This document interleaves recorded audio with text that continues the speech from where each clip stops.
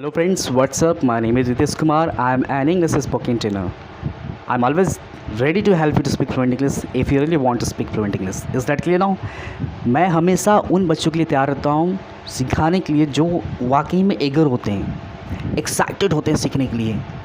अब बहुत सारे मेरे पास स्टूडेंट आते हैं और कहते हैं sir if I join your class can I learn to speak fluent English within 3 months. यदि मैं आपकी क्लास को ज्वाइन करता हूँ क्या मैं 3 महीने इंग्लिश बोलना सीख सकता हूँ? यार ज्वाइन कर लो, दैट्स गुड, लेकिन अब मैं ये गारंटी कैसे दे दूँ कि आप 3 मंथ में सीख सकते हो? And you don't have vocabs power, आपके पास वर्ड मीनिंग का पावर है ही नहीं। You don't know translation, even you don't know tense, आपको टेंस भी नहीं पता है, ट्रांसलेशन भी नहीं आता है। And how to do practice? देखो मैं क्या करता हूँ, फर्स्ट मंथ में मैं लोग कहते हैं 3 मंथ ऐसा कोर्स क्यों बना दिया गया है? 3 मंथ में ही क्यों? वाई नॉट 4 मंथ क्यों नहीं, 6 मंथ क्यों नहीं? देखिए डिपेंड करता है स्टूडेंट पर कि कितना समय लग सकता है। यदि आप डेली प्रैक्टिस करते हैं 2 घंटे 3 घंटे 4 घंटे, then nobody can stop to speak fluent English.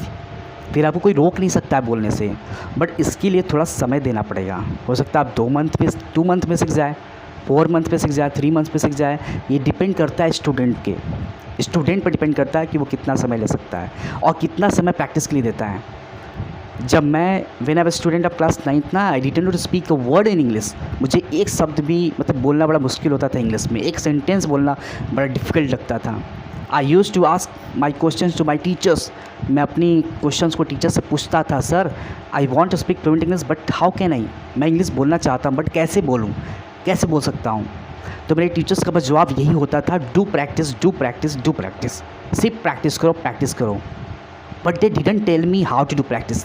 लेकिन उन लोगों ने मुझे ये नहीं बताया कि प्रैक्टिस कैसे करना है। तो मैंने क्या किया, एक आती है Oxford translation, current English translation की बुक आती है, मैंने उसको उठाया और जो rapid x English speaking course आता है उसको उठाया और मैंने स्टेप बाय स्टेप प्रैक्टिस करना स्टार्ट किया।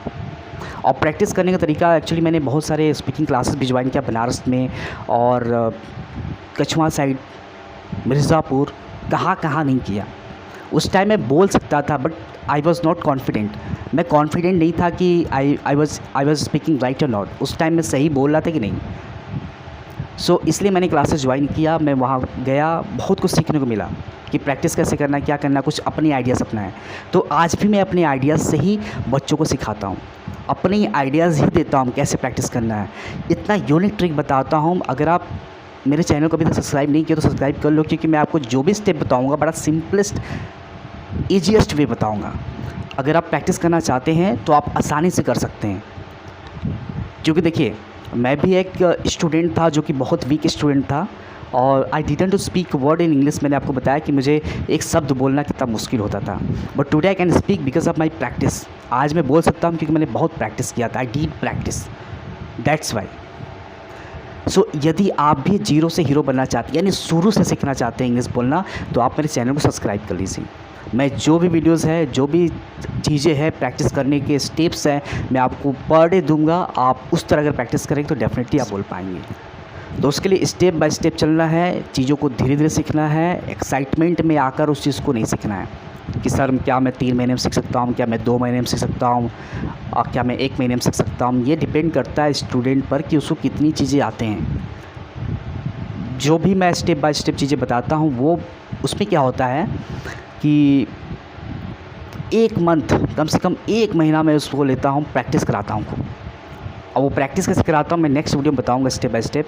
फिर सेकेंड मंथ में क्या करता हूँ, वो चीज़ों को मैं धीरे धीरे बुलवाता हूँ, कन्वर्स कराता हूँ, एक दूसरे के बीच में बातचीत कराता हूँ। फिर थर्ड मंथ में क्या करता हूँ, प्रेजेंटेशन, पीडी उसको बोलते हैं, प्रेजेंटेशन डे कराता हूँ। यानी कि कोई भी टॉपिक दिया उस पर प्रैक्टिस करके वो आता है और स्टेज पे बोलने का प्रयास करता है। तो जब तक if you do not speak then you can not learn English. अगर आप नहीं प्रैक्टिस करेंगे तो आप बोल नहीं सकते हैं। At least try to speak out, whether you are speaking right और रॉन्ग, इट डजंट मैटर। आप गलत बोल रहे हैं, सही बोल रहे हैं, ये मैटर नहीं करता। एटलीस्ट स्पीक आउट, बोलने का प्रयास करिए। If you speak every day then day by day you will improve your English. धीरे धीरे चीज़ों को आप सीखेंगे, धीरे धीरे चीज़ों को आप इम्प्रूव करेंगे। You have to think every time, you have to think in English every time. हमेशा इंग्लिश में सोचना पड़ेगा कि how to speak that sentence English, how to speak this sentence in English. और 2 अगर व्यक्ति बात कर रहे हैं, दे आर टॉकिंग हिंदी आप उसको कन्वर्ट कैसे करेंगे इंग्लिश में, ये चीज़ें तब आएंगी जब if you give time, if you do practice, चीज़ों को समय देंगे, जब आप प्रैक्टिस करेंगे तब आप सीख पाएंगे, otherwise you can not. Is that clear now? तो आज के बस इतना ही।